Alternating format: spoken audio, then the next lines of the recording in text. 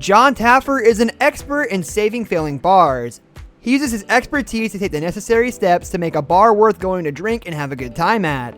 He travels around the country to help save bars, but some bars were not worth saving. In today's video, we'll be looking at some bars that were just plain embarrassing. So make sure you stay tuned, and also make sure you're subscribed to the channel.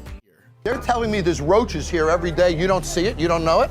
Chloe, why don't you tell me about this? Why are you telling him that, but not me? I've told you that we have a problem. You own this place. You're supposed to know these things. Headhunters. Taffer named Headhunters in Austin, Texas, the worst bar in America, and it lived up to it. Being infested with roaches and employees who were literally paid next to nothing, he turned it into a steampunk bar renamed Metal and Lace for some reason, because who doesn't love the Victorian-era science fiction in Austin? I mean, come on. The awful owner eventually closed the bar, finally freeing his employees from the gentle constitution that they had tied down in that place. I mean, it literally felt like a little family in there, although a lot of them would have felt guilty for leaving. This really never really embraced their own new name or gimmick, and steampunk died in Austin the same day Headhunters went under, and that was the day Taffer visited. This whole bar was a complete train wreck. I mean, yeah, just literally within a couple seconds of you seeing this bar, you should know that this thing is going to be a complete train wreck from the start, and that it was. I watched you pick up raw chicken all night in your hand and then touch cooked food. Do you know how bad that is? J.A. Murphy's. J.A. Murphy's was a really weird bar that just didn't have the potential that it could have gotten.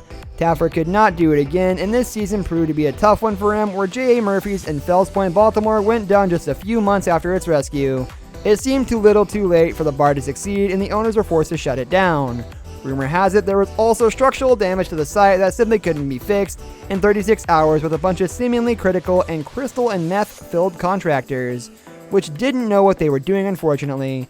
The newly renamed Murphy's Law turned out to be yet another solace bar created by Taffer down the tubes. Now, usually when these bars come back, and they're usually being revisited, Taffer has some good news to bring. However, this part didn't even get a revisit, as it was just so god-awful. J.A. Murphy's definitely failed the test, in fact had it all down wrong from the start. This was very unfortunate, although you can't really put all the blame on Taffer. You can put the blame on some of the construction crew, as it is their job and duty to get everything right around these types of bars.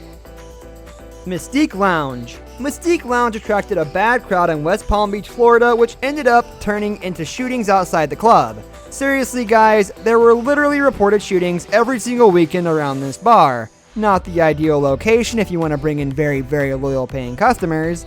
Jon Taffer came in to clean the place up and get the right clientele in there.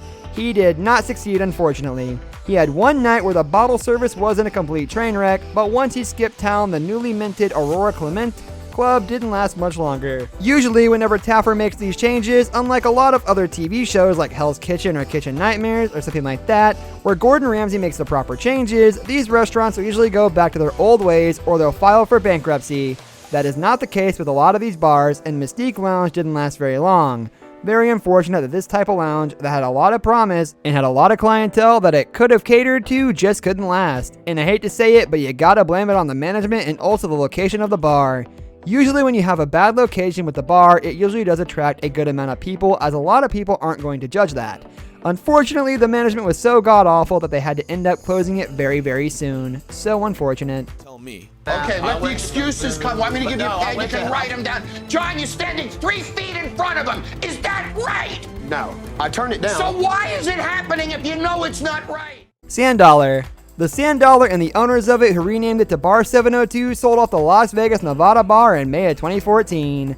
This episode got Taffer in trouble by generating a lawsuit against him in the show because of the extreme ways and the insulting comments throughout the show. They went after him for the way they were made to be seen on television, which set up confrontations, making the bar seem way worse than it was.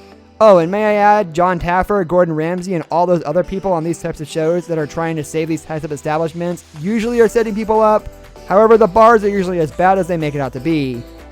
Although the bar seems like it's a complete shambles, there are some exaggerated points throughout the show. It's unfortunate, but Taverna's construction and production crew know what they are going to generate using the TV show The Bar Rescue. And that will wrap up today's video, guys. Some bars that were just plain embarrassing. I honestly don't see why some bars were even open, but if you like this video, make sure you leave a thumbs up and we'll see you next time.